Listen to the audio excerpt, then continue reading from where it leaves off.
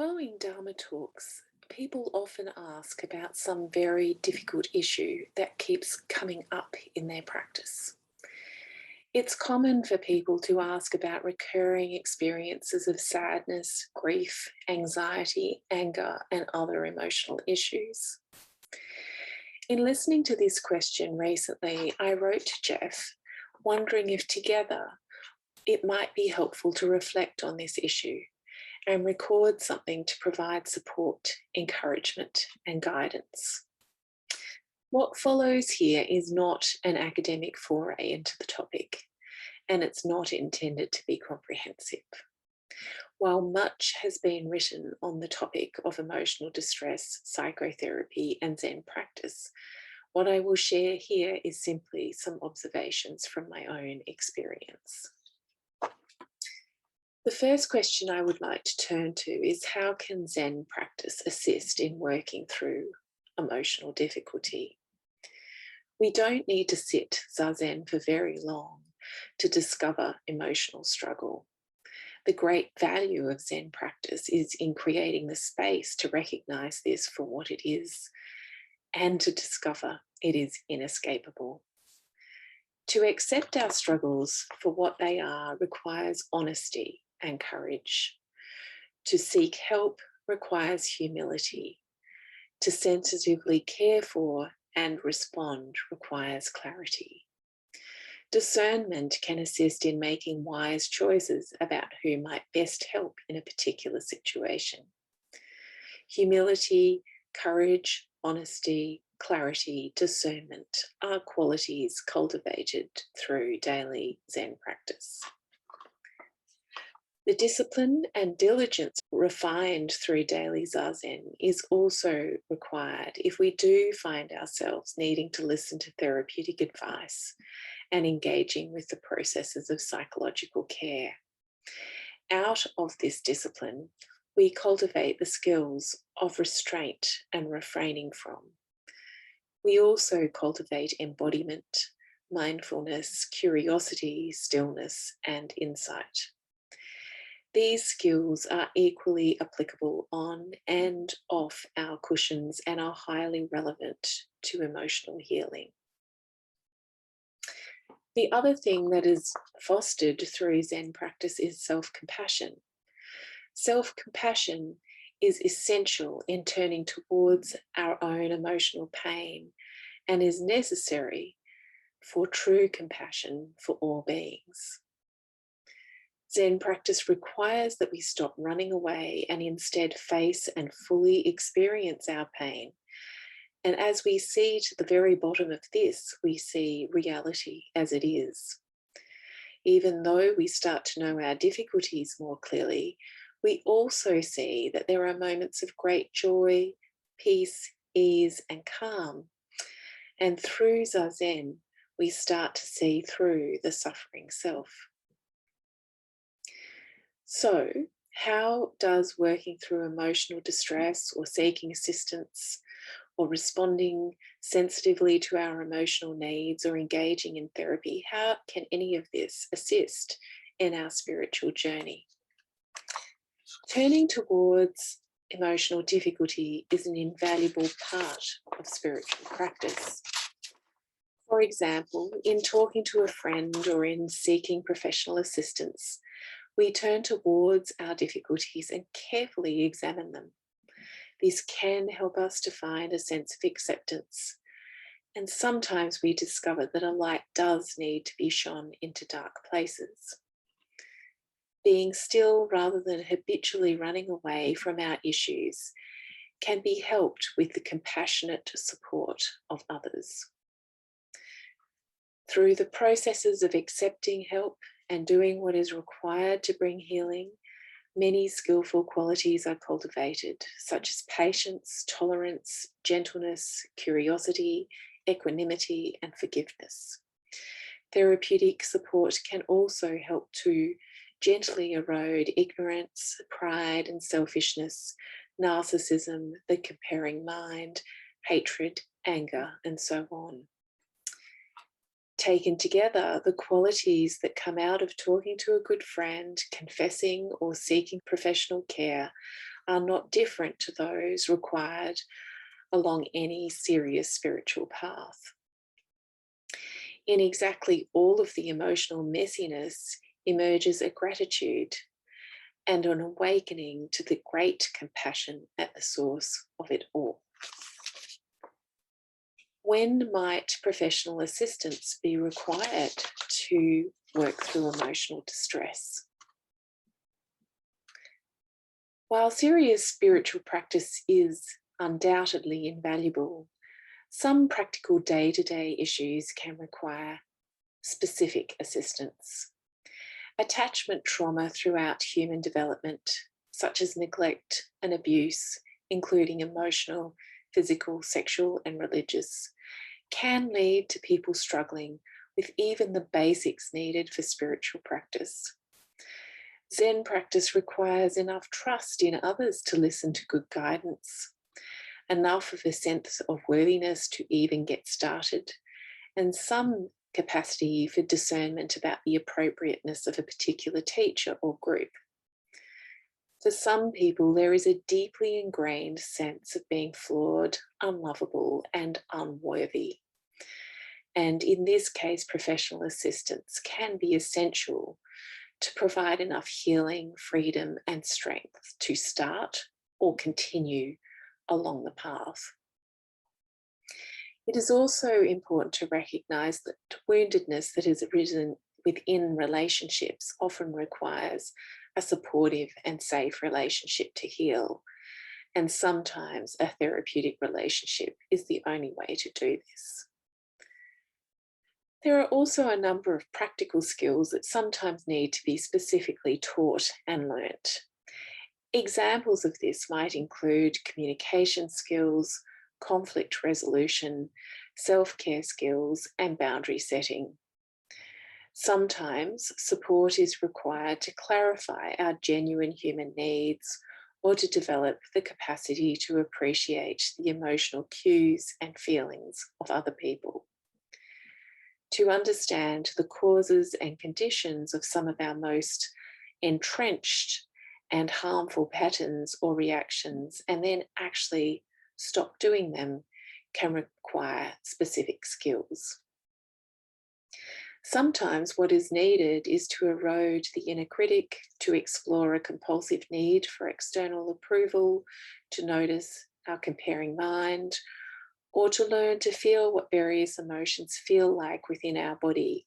And some people need significant support to learn these practical skills. Serious mental health issues such as depression, anxiety, post-traumatic stress disorder, and psychosis clearly require proper care. Just as we don't turn to spiritual practice to heal a fractured bone, equally, spiritual practice is not the way to heal serious mental health issues. And in fact, this could be quite counterproductive. Most Zen teachers are not qualified psychologists or psychotherapists. And while the skill sets of those that practice psychological care and Zen teachers are highly complementary, they are also quite different. What are the dangers of avoiding facing emotional issues that continue to arise within Zazin? The problem with not actually facing and responding appropriately to our emotional distress is that these issues can continue to come up, and then we never quite resolve them. The term spiritual bypassing has been coined, and it refers to our efforts to try to transcend or bypass serious emotional and mental health issues with spiritual practice. Doing this comes out of the delusion of self and leaves unhealed emotional wounds, such that there is the risk of continuing to harm ourselves and others. Until we really face these issues, we continue with relational patterns, habits, and reactions that are a hindrance along the way. This fundamental instability must be seen for what it is, so we are free to get down to serious spiritual practice and live a life of compassion. Are there times when Zazen is inappropriate? Yes. In some people's experience, there are times when Zazen is not appropriate and might either be contraindicated. In some situations, healing requires learning to stay within a window of tolerance where emotional regulation is possible.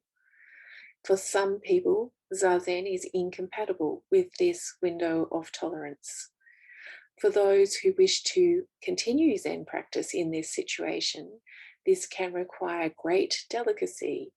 And for example, some practical approaches might include shortened periods of sitting, graded re-exposure to the physical posture on a cushion, guided meditation, keeping the eyes open, and careful and thoughtful support. As all serious practitioners know, sitting through pain, both physical and emotional, is essential. Self-indulgence is not the way, and on the other hand, self-willed, forceful determination is not the way either. However, it is important to recognise where the usual difficulties of serious Zen practice have taken a turn towards dysregulated mental and emotional health. Wise guidance is essential here. In conclusion, for those who struggle with emotional difficulty or mental health issues, some combination of skilled professionals, doctors or therapists, along with helpful friends and where possible, a supportive family. And then the good guidance of a Zen teacher combined with a solid daily spiritual practice can be a precious and synergistic combination. Zen practice and professional psychological or emotional care are two different things, and yet not separate.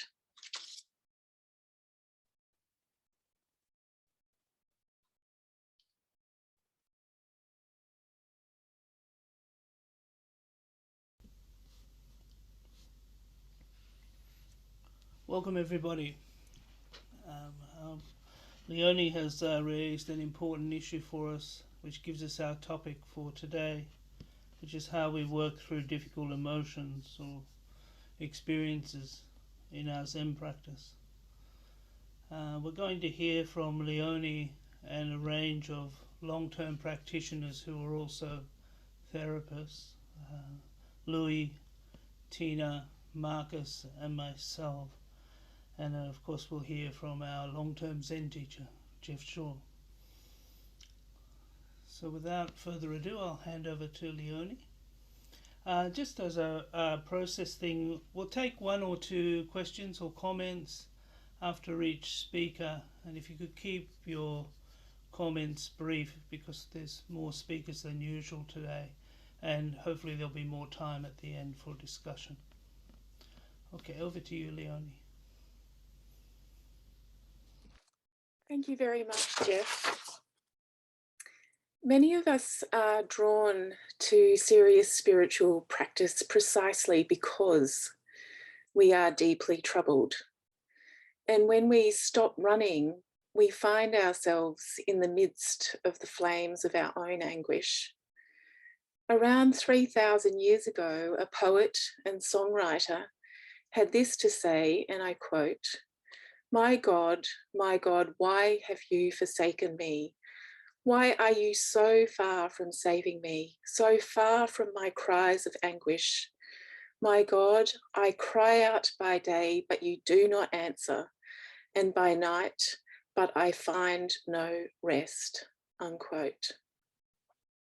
These ancient words reflect a timeless truth about the troubled human heart, recorded in Psalm 22 and written by the psalmist David. Recently, following a Dharma talk for an online retreat, one of the participants asked a question that is shared by so many of us: how to sit through emotional difficulty. It struck me that nearly every question and answer session, someone asks a variation of that question. And given my own experience of this, it's a question that deeply touches my own heart. While there are many books and academic papers that have been dedicated to this topic, perhaps what is invaluable is the opportunity to listen to Dharma friends around the world speak from the depths of their own practice. In the document sent around, working through emotional distress was explored with a focus on the value and the limits of Zen practice and the value and the limits of professional care. At times, professional care can be essential, indeed, literally life-saving. But even the very best professional care never quite gets to the core of our fundamental existential distress. The search for true rest, or perhaps more precisely, seeing through the very need to find rest, is the point where professional care has little to contribute and where serious spiritual practice is essential. And here it is where we realize that sitting through emotional difficulty is surprisingly an incomparably precious gift. Today, we have several Dharma friends, qualified psychotherapists, long-term Zen practitioners to share their insights, both professional and personal. The deepest bows for everyone's thoughtful contributions so far online. And I do trust that these talks will be of benefit to all.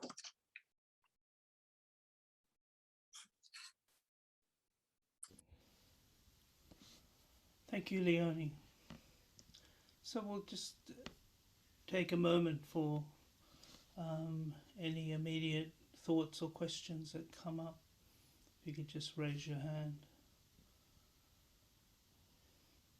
Okay, well, I might ask Louis to give his talk. Yes, thank you, Jeff. Bonjour tout le monde. So here is my text. Most of the time, it is emotional suffering that brings us to psychotherapy. We are lost in it and cannot find our way out despite our best efforts. So we come to meet someone, oftentimes a psychologist or psychotherapist, or should I say more simply, another human being, to help us find our way out of the maze we are lost in. This is the first step, and it may be fraught with fears and humiliation. But, and maybe for the first time in our life, we meet someone that does not ask anything of us. Someone that simply seems open to us, who listens without judging or evaluating.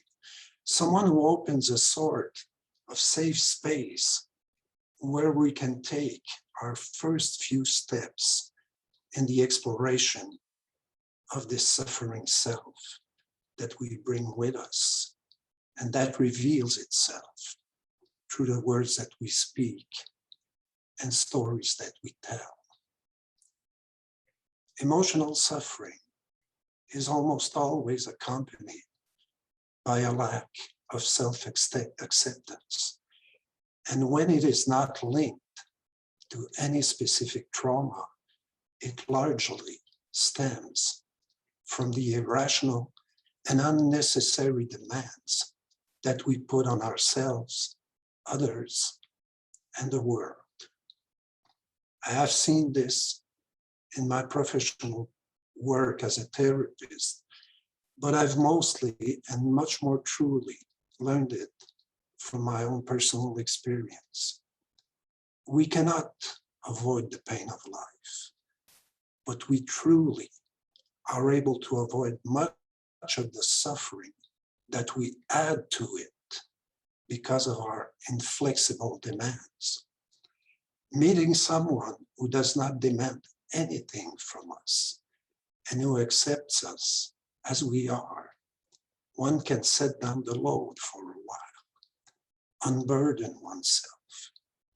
And anyone who has gone through such a process knows that the more we feel accepted, the less we fear to explore and express ourselves.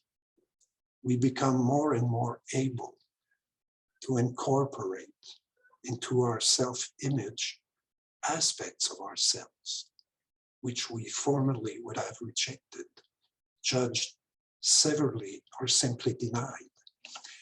The healing acceptance shown by the therapist allows us to step more and more out of the rigid self-boundaries that we have set up for ourselves. We are then much more easily able to experiment with less demanding thoughts and new behaviors and see how we then feel. One can then become more creative and no longer fear feeling vulnerable and lost at times. Without having all the answers, one patiently allows life to unfold and blends more easily with it. Still, one must eventually see that accepting or rejecting oneself is yet another symptom of what Zen calls the dis-ease of self. Who is this one that accepts or rejects? And on what terms or conditions? And who is this one that is accepted or rejected? Self simply cannot be addressed with itself. I feel that this is where psychological care radically moves away from genuine spiritual practice. Psychological care, in spite of all its merits, leaves the prison of self untouched, making it even more homely, while spiritual practice opens the door. Finally, and I will say this for most of us, when swirling thoughts, mental images, or difficult emotions arise in practice, may I wish that you will befriend them instead of pushing them away or blaming yourself about not being a good enough Zen student. Just in one gulp, let them swallow you and trust that they will bring you back to the shore, on your mat, right where you are. They always do.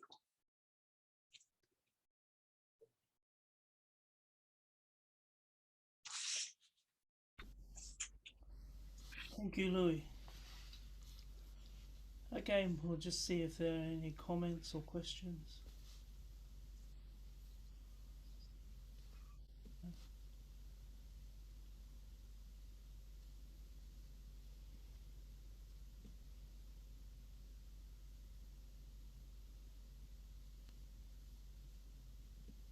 Okay, well then we might hear from Marcus. Can you hear me all right?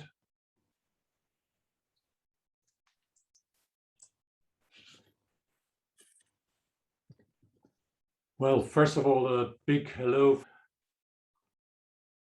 When we practice Zen, it's all about being without self, right? But when I practice as a psychotherapist, it all seems to be about strengthening the self.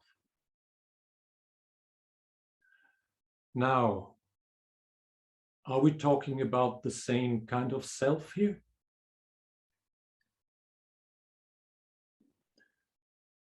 When I say to my psychotherapy clients, let's work towards being without self, well, I bet I'd soon be out of a job. But when I speak to my psychotherapy clients in a way that would suggest, let's work towards healing the self, or strengthening the self, or if you like, optimizing the self, then I'm back in business.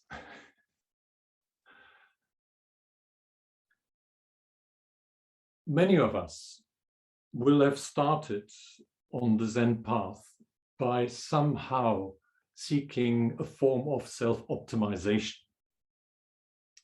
Perhaps kind of acknowledging or recognizing that the mind is just not at rest. And somehow wishing that Zen or a master would just put the mind to rest. And we all know what Bodhidharma had to say to that, no?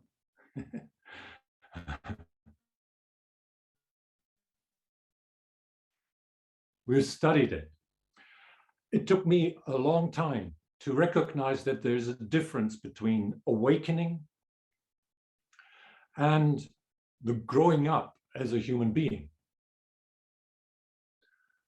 Awakening, the dropping off of the body-mind, is probably the easy bit. It's no big deal.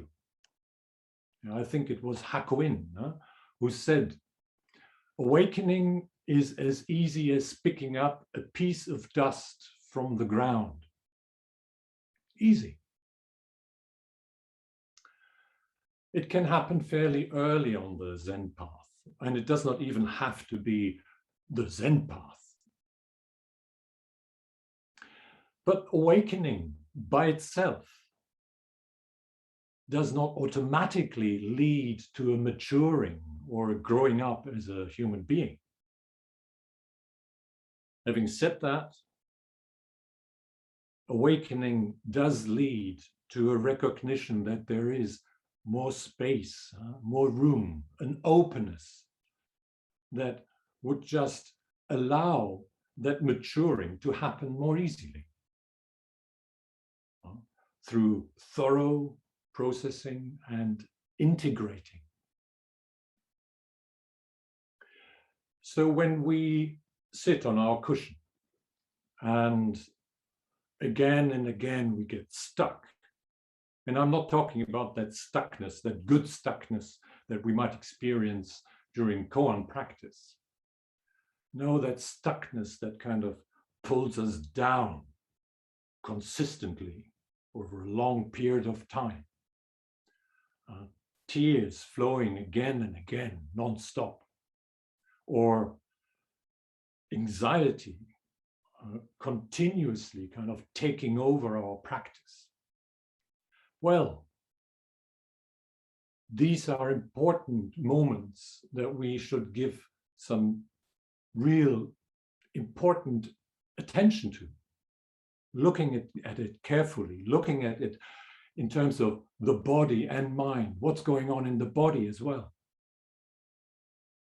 Because it may well be a sign that there is some sort of unprocessed trauma, can be, some abandonment in the past, or deep rejection, or some stuckness in our development.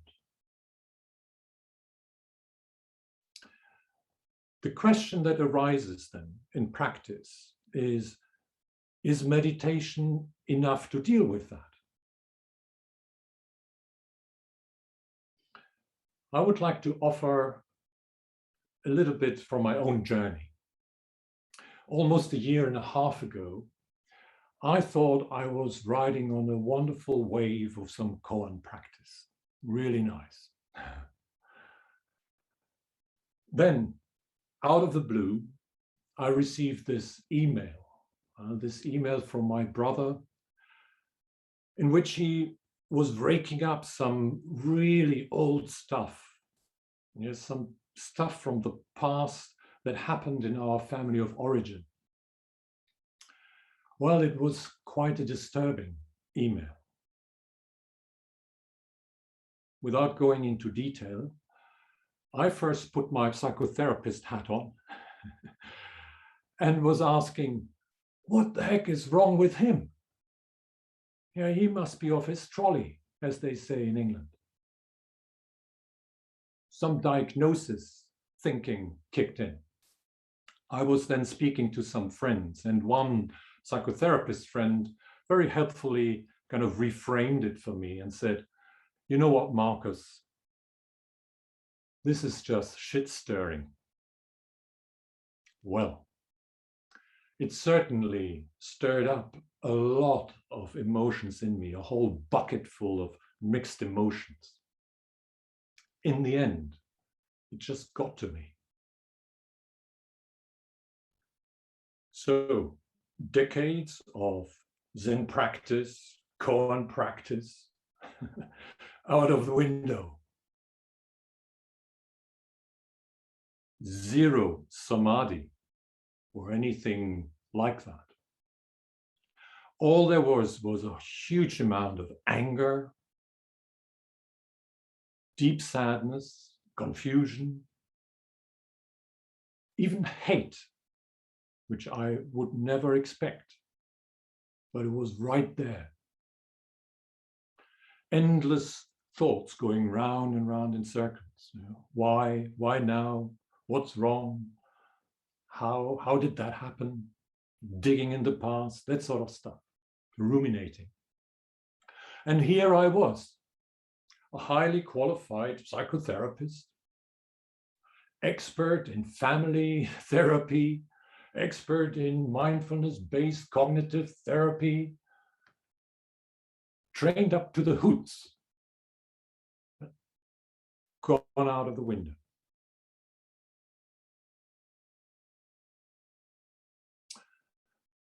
Well, long story cut short, I needed to let go of that Zen and expertise stuff and just enter psychotherapy myself once again.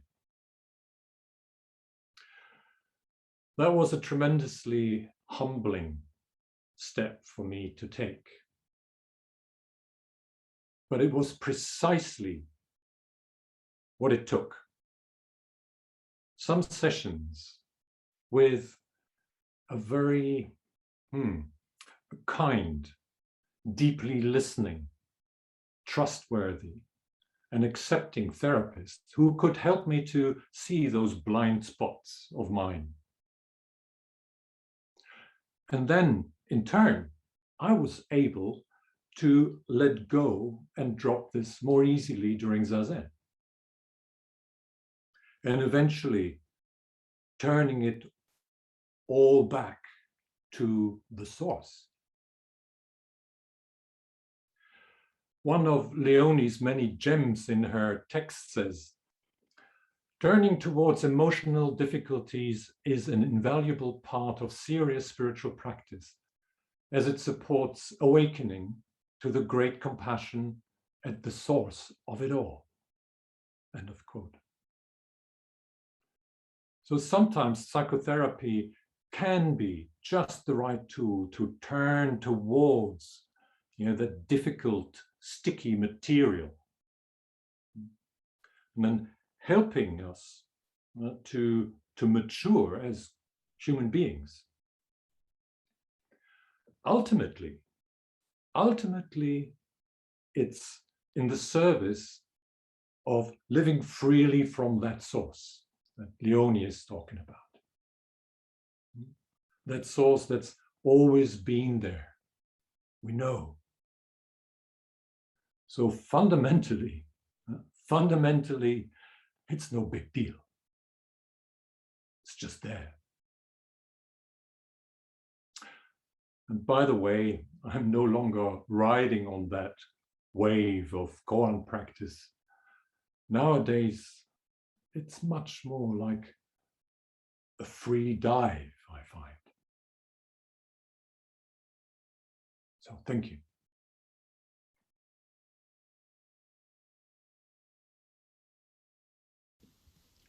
Thank you, Marcus. Again, we'll see if there's any comments or questions.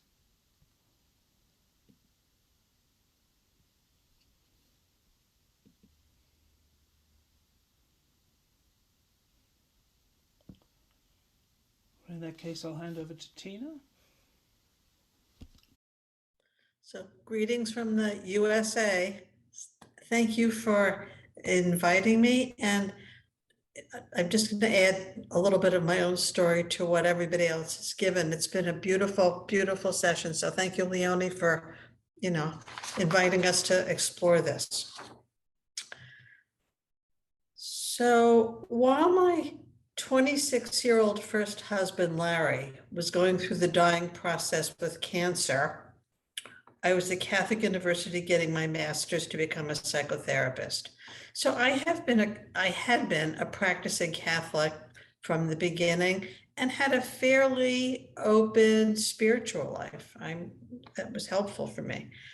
While I was in graduate school, I had amazing support from fellow students and a deep sense that accepting what life presented was the only way through. So I had some religious understanding even back then. After Larry's death, and he was only 26, I found a wonderful psychotherapist who could hold the space for me to grieve.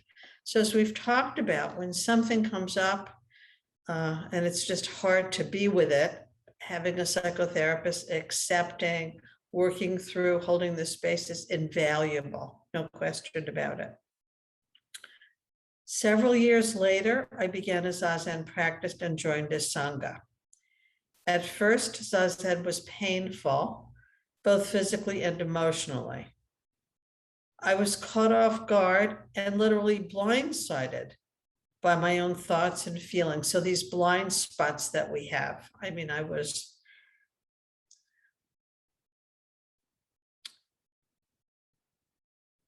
as Jeff Ward said in a text study last year, the mind holds on to things. So I thought I had worked things through, but no, I didn't. Yes, indeed.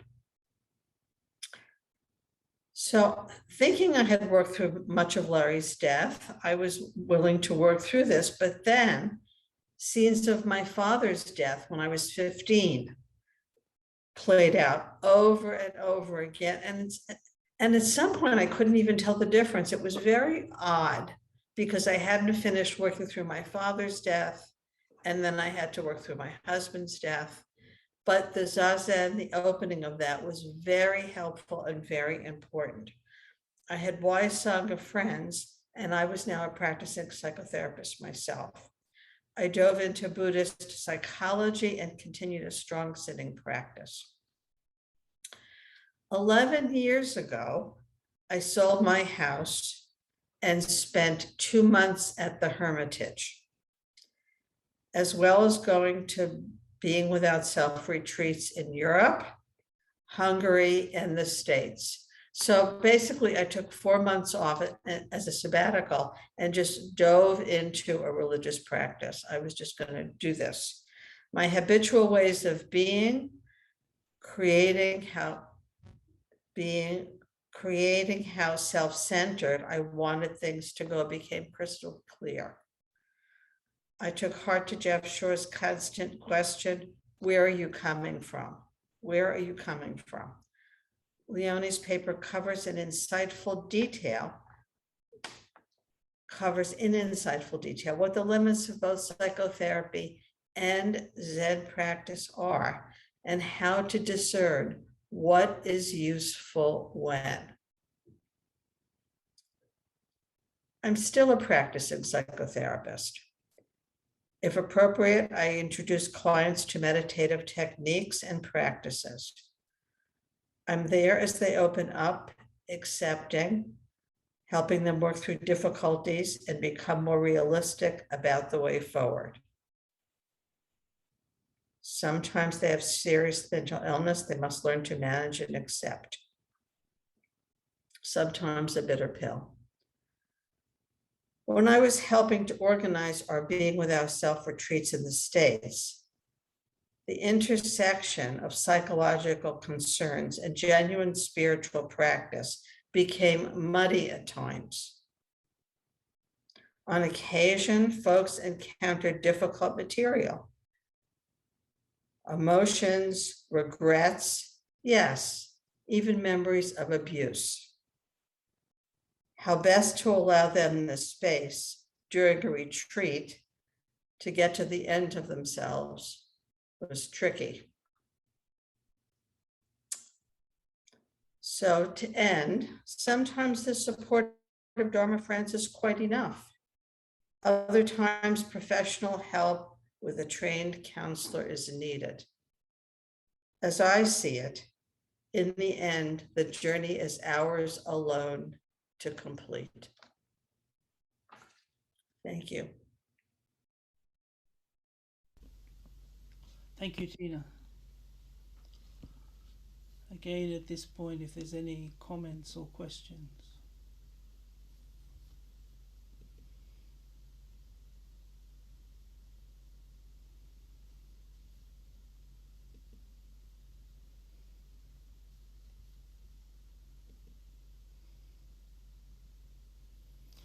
In that case, then I'll turn myself over to myself and give my talk. So there is an image in our tradition of the silt rising in the muddy water as the water stills. This nicely captures how anything we have suppressed or avoided will arise as we begin to quieten down in Zazin. Or maybe not even quieten down. Part of what we do, as we've heard, is to sit through the silt as it rises.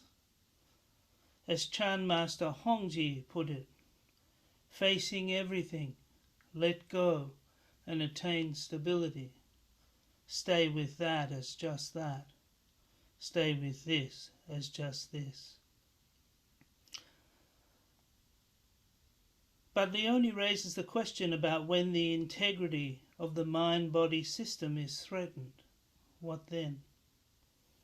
This is one definition of psychological trauma, when the mind-body system's integrity is threatened by overwhelming experience. For some of us, this could be a traumatic experience from the past, which might resurface in our Zazen as images, or as recurring dreams, or body sensations associated with the experience when the body remembers. Or it could be that the observing and integrating functions of the mind are not developed enough to tolerate what is arising in the moment, whatever that might be. Many years ago, a psychiatrist, Jerry Engler, coined a phrase that's caused a lot of debate. He said you have to have a self in order to lose a self. What he meant by that was that we have to have the requisite mind functions in order to sit through what we're talking about. Many meditators, in fact maybe all of us, experience this, and we can experience overwhelming anxiety or odd experiences of what is known as dissociation.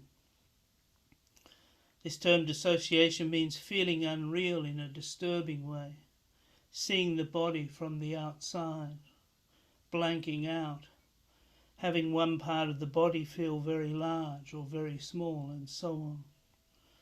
There's a psychologist named Treleaven who's written a book called Trauma Sensitive Mindfulness, and he found himself observing himself from the ceiling at a Vipassana retreat. And he went on to do a PhD and interviewed many meditators and found that quite a number of people have experiences of disturbing dissociation during intensive retreats, many more than we might think. So there's no clear dividing line here between when it is beneficial to sit through and when we might need to adjust the practice in some way or to seek professional help. But if we have recurring traumatic memories, overwhelming anxiety or dissociation, then it might be helpful, as we've heard from others, to consult a professional. I once saw a man who was a Vipassana practitioner. Being a Buddhist and a psychotherapist, I get many Buddhist clients, and he had sat with his anger for 10 years. And the instruction from his teacher was to just keep observing it. but it didn't go away, and it was very disturbing to him. I simply asked him, "Why are you angry?" And he told me about his abusive father. This man was in his 40s, stuck in a toxic dependent relationship with his father, and we were able to move that along quickly, and he was no longer angry in his practice. So sometimes it's not that difficult. So there's a lot of discussion about what psychotherapy can learn from Buddhism, as I'm sure you're all aware. I want to reverse this and look at what Zen practice might learn from psychotherapy. There are many aspects of Zen practice that contribute to us being able to sit with the difficulties that arise in our practice, and we can enhance these and add to them, and we've already heard about some of them. But here is a few that I came up with. First of all, the early training in Zazin does help us to develop the observing and integrating functions of the mind, and a graded approach of sitting for brief periods, and then building up over time to be able to sit or retreat, helps us to develop this capacity to observe and sit with what is arising without fragmentation. Sitting together helps us. We can sit for longer periods and sit through difficult states that we might not be able to tolerate otherwise when we sit together. This is true. There's lots of psychological experiments on this. People can lift more weights, do tasks longer if they just have someone walking along with them. So sharing the path with others also helps us, as Tina said, to learn that we're not the only one who struggles. One-on-one in the early years of our practice can be an important source of support, encouragement, and wise advice. And related to this is what I would call the benign idealization of the teacher and the tradition, kind of looking up to the teacher and up to the tradition. Just as children feel safe with idealized parents who know what is going on, we as practitioners feel held in the process of practice by feeling that there is someone who has walked this path and who knows it well. Simple things like sitting facing in, Treleaven mentions in his book, fosters a sense of community, say compared to sitting facing the wall, which may bring up memories of being locked in a room or stuck in a corner as a child. Louis has spoken of the warm, accepting demeanour of the therapist, and this, I think, is something that many Zen groups can learn from. Zen, probably because of its Japanese heritage, has at times brought forms of authoritarianism and bullying which are not actually Buddhist, but part of Japanese culture. I've often thought that a good way to bring out the inner fascist in someone is to put them in a black robe and give them a leadership role in the dojo. I'm sure you've all experienced this, of being shouted at or whatever. By contrast, a friendly, welcoming atmosphere contributes to a safe environment to do our practice and is consistent with the Buddhist core values of kindness and compassion. So we can maintain the rigour of our practice of intensive sitting, but do so in an atmosphere of friendship and mutual support, just as we do in this group. Ultimately, as Marcus has said, it is insight, experiencing being without self, that really liberates us. But we need to safely walk the early stages of the path first. Thank you.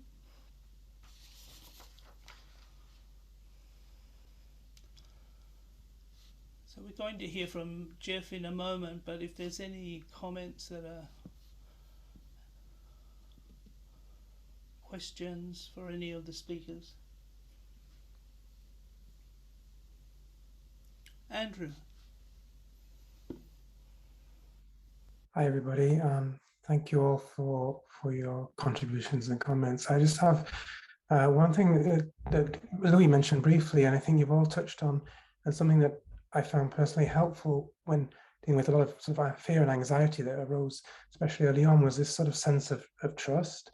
and trust in the tradition, and trust in the teachers, and trust in the Sangha, and trust in my own capacity to actually go through this. And I just wondered if that's something that you can relate to, and what your thoughts might be on that.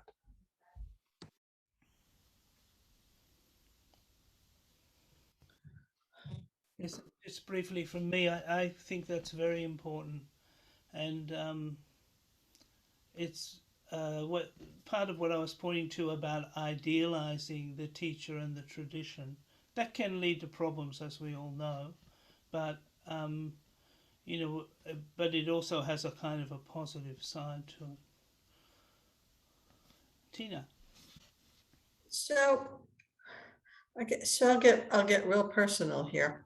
So I've had several teachers in my life, and as most of you know, Jeff is my brother-in-law, and he's trustworthy. I've seen him, you know, in personal, you know, family situations.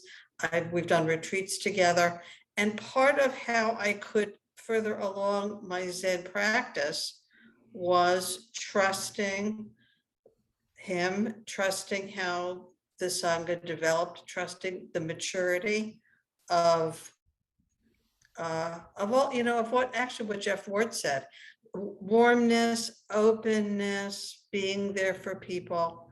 So I think that's a very important piece of why our Sangha works here so well, because we are welcoming, we care about each other. You know, most of us, you know, have experience, so we can work together well. So I think this is a very important topic for us to move forward with. You know, it's helpful to say, you know, that spiritual practice needs a strong psychological foundation, as far as I'm concerned. Thank you.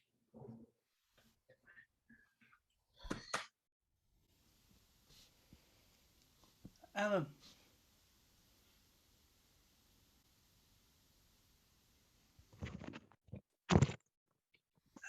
Good evening. Thanks everyone for their contribution. Just to pick up on what you were saying about the inner fascist, I think without any doubt, I have found it immensely helpful when, particularly during sitting and other times when I've been yelled at.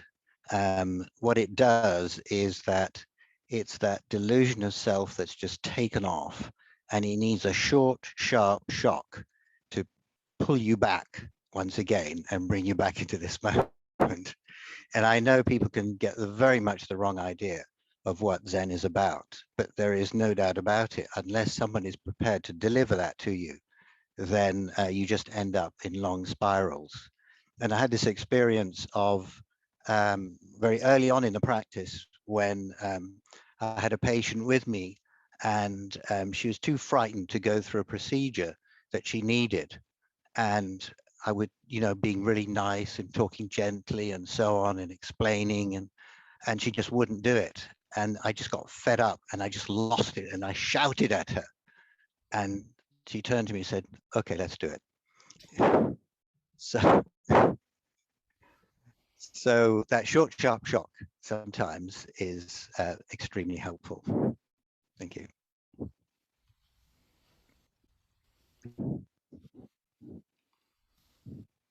So we might hear from Jeff at the moment, and then take more comments later.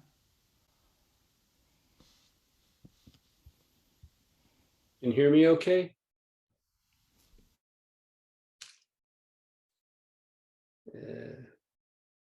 Already so much has been said so well. I'll try to keep it as brief as possible.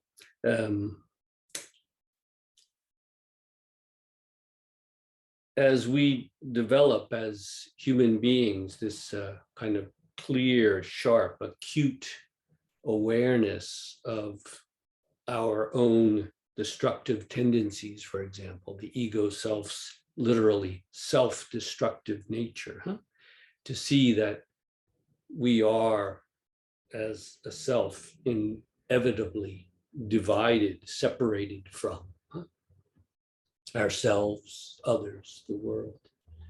And then the genuine need to realize the underlying unity, so to speak, the common root source, something that we cannot step out of, we cannot lose, as Marcus alluded to. And the first thing I would like to say from the Zen point of view is this is the place, perhaps, that is good to stand or sit at, and then to heal the wounds that we may have, or to have those wounds healed. Although, of course, there is often a need for therapeutic intervention, as several of the therapists today have stressed, and rightly so. But to see through the Zen practice itself, how to say it, the platform that the self builds, and how there are times to work with that platform, but there's also ultimately the need for that platform to be dissolved, to be undone, as a spiritual practice again, and for us to be able to arouse the determination to do just that, the integrity also of the other Sangha members, the guide, whoever it may be. That is essential. We can't force this kind of thing from without, although, as Alan Sidney just said, at a certain point, a shout can be helpful for a particular place where you're stuck. But it's clear, I trust, that the psychological issues must be dealt with. They cannot be ignored or pushed away. I myself did that for years, and it didn't help my practice or my mental state. These psychological issues must be taken seriously. I would like to say so seriously that we can take them to their root source. That's the point of Buddhist and Zen practice, in a word. I like to bring up the example of Kisa Gotami, who, as many of you know, was a woman at the time of Gautama Buddha. This is taken up in the Pali Suttas, but in more detail in the commentaries. She married into let's say, a more upper class family, and she was not really accepted by the family. But eventually she had a child, and then she was accepted by her family, her husband's family. And she was very, very happy. But within a few years, the child died. And she was so distraught, so overwhelmed, that she just held the child, the small child, to her breast and walked around begging people to give her medicine to bring her child to life. Well, people could see she was out of her mind, and one of them said, "The world honored one, Gautama Buddha, the all enlightened one, is not far. Why don't you go and ask him? Maybe he has such medicine." So Kisa Gotami did this, and Gautama Buddha, very interesting, says, "Yes, I will give you medicine." A kind of a white lie, we might say, which isn't so common in the Pali Suttas. But he adds, all you need is some mustard seed, which is like salt or pepper or sugar for us. Every household has it. All I need is a little bit of mustard seed, but it must come from a household, a home, a family where no one has ever died. Kisa Gotami is overjoyed with the child still held tightly. She runs to the nearest village and starts knocking on the door and asking, "Can I have some mustard seed?" "Oh, yes, yes." But wait, has anyone ever died in your family?"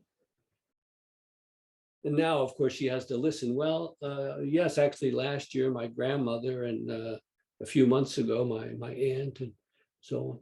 "Okay, well, I can't take that mustard seed." The next house. But you see the great, we might say, psychological insight of Gautama Buddha. He doesn't deny her very deep existential anguish, but rather he's helping her to see it through the source, not abstractly some universal life is suffering, but to hear now over and over again from other people their situation, right? When she has to ask, has anyone ever died in your family? And of course, yes. And finally, Kisa Gotami realizes what's going on, and she takes her dead child to the funeral pyre and then returns to Gautama Buddha, and it said she became a disciple. But this story is, to me, very, very insightful. Perhaps Gautama Buddha was the first, maybe the greatest Zen master, in being able to not deny or reject that issue, but rather to help the individual take it to its root source. Again, not abstractly, but in a very concrete way. In Zen, as you well know, we speak of don't defile, just don't defile it. We've gone through this statement of Baso or Matsu. In Zen Buddhist practice, it's essential not to defile that practice with our own pathology, our own dis-ease, but rather to let that practice undo, unbind that dis-ease at its root. Today, in these presentations and the comments in question, it's a wonderful example of just this. We do not deny the legitimate and serious psychological issues, but they can be taken to their root source so that they can be resolved there. And again, this may mean dealing with them as they are at first, and then through the wisdom, the scrutiny, the discernment of the teacher or the therapist, helping that person to see the root source, that they are at bottom free of all dis-ease. Pardon if my talk is even a little more fuzzy or bleary-eyed than usual, but less than 24 hours ago, I got back from 3 months in Europe for retreats and such. I'm now back in Kyoto, Japan, finally. Took a little longer than expected, but all is well. Thank you to everyone who was able to share in the physical retreats that we did over the last few months. Let me hand it over to Jeff Ward. Thank you again, everyone, Leonie, for developing this whole thing. It's very valuable. Thank you all. Thank you, Jeff. Leonie, you had a comment, I think. It was just a comment in response to Andrew's question about trust, and to just echo Tina's comments about the importance of trust. I think one of the points that's made in David Treleaven's book about trauma-informed mindfulness, which is certainly very true, is that some people haven't really established an experience of trust in their early development. And so this is actually a very, very important issue. The other thing that I think actually Zen practice really helps with is developing this. And my own early years of sitting, I was reminded repeatedly that actually when I spent time sitting, and particularly sitting through a lot of difficulty, that I could learn to trust the process, that I could trust what it was to sit, and to trust that my life was becoming a little bit more sane and sensible in that process. So I think that recovering trust is actually sometimes a very important thing that needs sometimes some very intensive support. The second comment I'd make is just in response to Alan's comments.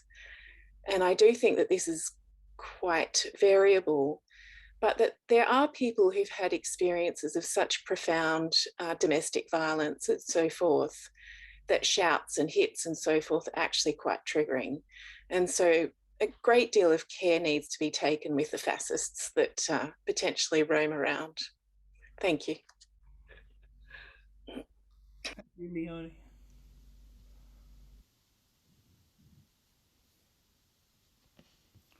Okay. Alan. I just wanted to come back to Leonie on that point, and perhaps just to say that discipline is only helpful if there is compassion behind it. Thanks, Alan.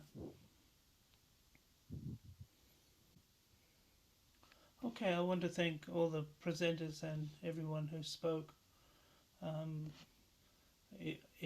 It's wonderful to, it's part of what some of us were saying, that to hear about other struggles makes us feel together in our, and supported in our own struggle. So thank you, everybody.